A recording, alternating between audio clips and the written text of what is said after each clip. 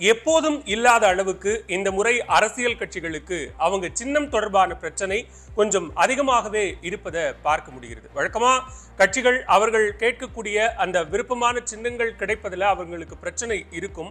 ஆனா இந்த முறை அரசியல் கட்சிகள் கேட்பதில் அவர்களுக்கு சின்னம் கிடைப்பதில் பாகுபாடுகள் இருக்கு அப்படின்னு குற்றம் சாட்டுறாங்க. இந்த பாகுபாடு என்ன அப்படின்னா, பாரதிய ஜனதா கட்சியில கூட்டணியில இடம்பெற்றிருக்கக்கூடிய கட்சிகள் அவர்கள் கூட்டணி உறுதி செய்த உடனேயே அவர்கள் தேர்தல் ஆணையத்தில் அவர்களுடைய சின்னத்தை கேட்டு அளித்திருந்த மனுவுக்கு உடனடியாக ரெஸ்பான்ஸ் கிடைக்குது. காலையில கூட்டணி உறுதி செய்யப்பட்டால் மாலையே அந்த கூட்டணிக்கு அந்த கட்சிக்கு அவர்கள் கேட்ட அந்த சின்னம் என்பது ஒதுக்கப்படுகிறது. ஆனா எதிர்கட்சி அணியில் இருக்கக்கூடிய கூட்டணியில் இருக்கக்கூடிய அல்லது தனியான கட்சிகளாக இருக்கக்கூடிய கட்சிகளுக்கு அந்த சின்னங்கள் என்பதை தேர்தல் ஆணையம் ஒதுக்கவில்லை அப்படிங்கிற ஒரு குற்றச்சாட்டை வைக்கிறாங்க. இங்க தேர்தல் ஆணையத்தினுடைய டிரான்ஸ்பரன்சியும் கூட கேள்விக்குள்ளாக்குறாங்க.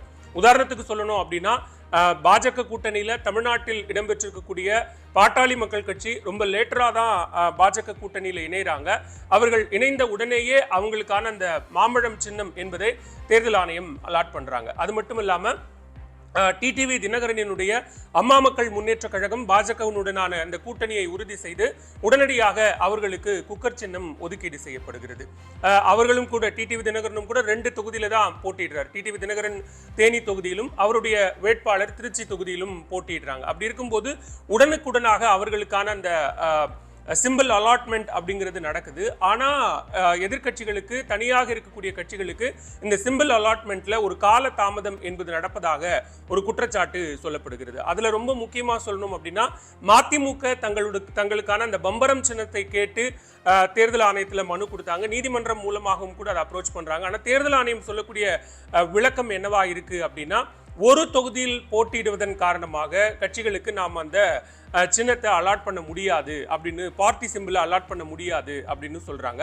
அதை தாண்டி தான் இப்போ பார்ட்டி சிம்பிள் அலாட் பண்ண முடியாது அப்படிங்கிறதுனால தான் பொது சின்னத்தை கேட்டு மதிமுக தேர்தல் ஆணையத்திற்கிட்ட மனு கொடுத்திருக்கிறாங்க. அதாவது அந்த பொது சின்னத்துல சிலிண்டர் அல்லது தீப்பெட்டி, இந்த ரெண்டுத்துல ஏதாவது ஒன்றை, ஒரு பொது சின்னமாக இருக்கக்கூடியதை ஏதாவது ஒன்றை ஒதுக்கணும் அப்படிங்கிறத கேட்கிறாங்க. ஆனா தனி சின்னத்தில் தான், அதாவது உதயசூரியன் சின்னத்துல போட்டியிட முடியாது, தனி சின்னத்தில் தான் போட்டி அப்படிங்கிறதுல மதிமுக ரொம்ப உறுதியா இருப்பதன் காரணமாக இப்ப இந்த சின்னத்துக்கான அந்த ஒரு லீகல் பேட்டில், அந்த சட்ட போராட்டத்தை நடத்திக்கிட்டு இருக்கிறாங்க. அடுத்ததா விடுதலை சிறுத்தைகள் பார்த்தோம் அப்படின்னா, அவங்களும் கூட கூட்டணி பேசும்போதே விடுதலை சிறுத்தைகள் தனி சின்னத்துல தான் போட்டியிடும் அப்படிங்கிறதுல உறுதியா இருந்தாங்க. அதன் அடிப்படையில் பானை சின்னத்துல தான் போட்டி. ஸோ பானை சின்னத்தை கேட்டு தேர்தல் ஆணையத்துக்கிட்ட மனு கொடுத்துருக்காங்க. இதுவரைக்கும் தேர்தல் ஆணையம் தரப்பிலிருந்து எந்த விதமான ரெஸ்பான்ஸும் வரல. அவங்களும் நீதிமன்றத்தை நாடுவதாக சொல்லியிருக்கிறாங்க. அப்புறம் பார்த்தோம்னா, சரி இவங்க தான் எதிர்கட்சி கூட்டணியில, இந்தியா கூட்டணியில் இடம்பெற்றிருக்கக்கூடிய கட்சிகளாக இருக்கிறாங்க, இவர்களுக்கு தான் இந்த சிக்கல் அப்படின்னு பார்த்தோம்னா, நாம் தமிழர் கட்சிக்கும் கூட அந்த சிக்கல் ரொம்ப அதிகமா இருக்கு. என்ன அப்படின்னா, நம்ம ஏற்கனவே இதுக்கு முன்னாடி அந்த நிறைய பேசணும். நாம் தமிழர் கட்சிக்கான அந்த கரும்பு விவசாய சின்னம் சம்பந்தமே இல்லாம கர்நாடகாவில் சமீபத்தில் கட்சி ஆரம்பித்த ஒரு சிறிய கட்சிக்கு அந்த கரும்பு விவசாய சின்னம் ஒதுக்கப்பட்டிருக்கு. அதை இவங்க சேலஞ்ச் பண்றாங்க. அதாவது நாம் தமிழர் கட்சி அதை சேலஞ்ச் பண்ணும்போது என்ன சொல்றாங்க அப்படின்னா, ஃபர்ஸ்ட் கம் ஃபர்ஸ்ட் சர்வ் அப்படிங்கிற அடிப்படையில் முதலில் அந்த கட்சி வந்ததுனால அவங்களுக்கு நாங்க ஒதுக்கிட்டோம் அப்படின்னு சொல்றாங்க. அதுக்கப்புறம் இவர்கள் தரப்பிலிருந்து நாம் தமிழர் கட்சி சில சிம்பிள்ஸை முன் வச்சு கோரிக்கை வைக்கிறாங்க. அப்போ அவங்களுக்கு மைக் சின்னம் ஒதுக்கப்படுது.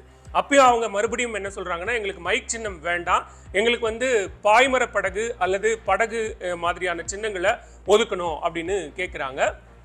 அதெல்லாம் ஒதுக்க முடியாது, மைக் சின்னம் தான் அப்படிங்கிறதுல தேர்தல் ஆணையம் ரொம்ப உறுதியாக இருந்துடுறாங்க. ஸோ இப்போ மீண்டுமாக மைக் சின்னத்தை முன்னிறுத்தி நாம் தமிழர் கட்சி தங்களுடைய தேர்தல் பரப்புரையை தொடங்கி விட்டார்கள். அதே நேரத்தில் அந்த பக்கம் பார்த்தோம் அப்படின்னா, பாஜக கூட்டணியில் பார்த்தோம் அப்படின்னா, ஜி.கே. வாசன் அவருடைய கூட்டணியை உறுதி செய்து அவருக்கான அந்த தொகுதி பங்கீடுலாம் முடிச்ச உடனேயே அவருக்கான அந்த சைக்கிள் சின்னம் என்பது உடனடியாக வழங்கப்படுது. ஸோ இதுதான் எதிர்கட்சிகள் என்ன குற்றச்சாட்டா முன்வைக்கிறாங்க அப்படின்னா, நாங்க கேட்டும் இவ்வளவு தூரம் சட்ட போராட்டம் நடத்தியும் கூட எங்களுக்கு சின்னம் ஒதுக்கீடு செய்வதில் இவ்வளவு சிக்கல் இருக்கு.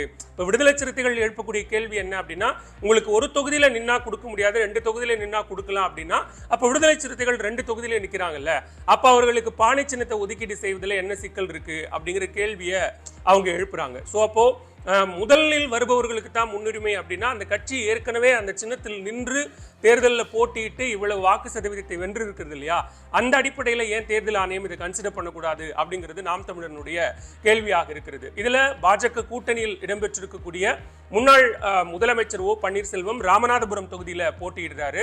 அவரும் இப்போ சுயேட்சையாக போட்டியிடுவதால் அவரும் கூட அவருக்கான அந்த சுயேட்சைகளுக்கான அலாட் பண்ணக்கூடிய அந்த சிம்பிளை கேட்டு அவரும் கூட தேர்தல் ஆணையத்தில் மனு கொடுத்திருக்கிறார். இன்னும் அவருக்கும் அந்த சின்னம் ஒதுக்காத ஒரு நிலை தான் இருக்கு. அது சுயேட்சை அப்படிங்கிற காரணத்தினாலும் கூட இருக்கலாம், பார்ட்டி சிம்பிளா இல்லை அப்படிங்கிறதுனால.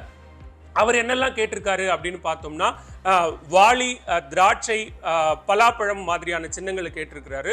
ஸோ அதுவும் கூட இன்னும் அவருக்கு ஒதுக்காத நிலை இருக்கு. அங்க அவருக்கு இன்னொரு பெரிய சிக்கல் என்ன இருக்கு அப்படின்னா, இவர் சுயேட்சை வேட்பாளராக ஓ பன்னீர்செல்வம் முன்னாள் முதலமைச்சர் நிற்கிறாரு. இவர் தன்னை அடையாளப்படுத்திக் கொள்வது அப்படிங்கிறது அதிமுக உரிமை மீட்பு குழு, ஏடிஎம்கே ஓபிஎஸ் ஃபேக்ஷன் சொல்லிக்கிறார். ஆனா இதே சுயேட்சை வேட்பாளர்களாக கிட்டத்தட்ட 6 பேர் ராமநாதபுரத்தில் வேட்புமனு தாக்கல் செய்திருக்கிறாங்க. அதுல 5 பேரினுடைய வேட்புமனுக்கள் ஏற்கப்பட்டிருக்கு. ஸோ மொத்தமா 6 ஓ பன்னீர்செல்வம் ராமநாதபுரம் தொகுதியில சுயேட்சை வேட்பாளர்களாக போட்டியிடுறாங்க. அது தேர்தல் நேரத்தில் பேலட் மிஷின்ல இவிஎம்ல என்ன மாதிரியான ஒரு குழப்பத்தை அல்லது சிக்கலை ஏற்படுத்தும்னு ஒன்று இருக்கு. ஸோ இது எல்லாத்துக்கும் எதிர்க்கட்சிகள் முன்வைக்கக்கூடிய குற்றச்சாட்டு அப்படிங்கிறது என்னன்னு பார்த்தோம்னா, இது தேர்தல் ஆணையம் இந்த முறை ரொம்ப டிரான்ஸ்பரன்சியா ஒரு நடுநிலைமையாக நடந்து கொள்ளவில்லை, ஒரு சார்புத்தன்மையை தேர்தல் ஆணையம் எடுக்கிறது அப்படிங்கிற குற்றச்சாட்டை முன்வைக்கிறாங்க. அது மட்டும் இல்லாம வேட்புமனுக்கள் மீதான பரிசீலனையிலும் கூட அந்த ஒரு பாகுபாடு தொடர்ந்ததாகவும் கூட எதிர்க்கட்சிகள் குற்றம் சாட்டுறாங்க. இனிவரும் நாட்கள்ல மிக குறைவாகத்தான் அவர்கள் வாக்கு சேகரிப்புக்கான பிரச்சாரத்துக்கான நாட்கள் இருக்கு. 17ஆம் தேதியோட பிரச்சாரங்கள் முடிந்துவிடும். அதுக்குள்ள அவங்க சின்னத்தை கொண்டு போய் மக்கள் கிட்ட, வாக்காளர்கள் கிட்ட சேர்க்கணும். அதை அவர்களுக்கு ஞாபகப்படுத்தும் வகையிலான பல உத்திகளை அவர்கள் கையாள வேண்டி இருப்பதால் இந்த சின்னம் விவகாரம் கடந்த தேர்தல்களை எல்லாம் காட்டிலும் இந்த நாடாளுமன்ற தேர்தலில் கட்சிகளுக்கு ஒரு பெரிய சவாலா மாறி இருக்கு.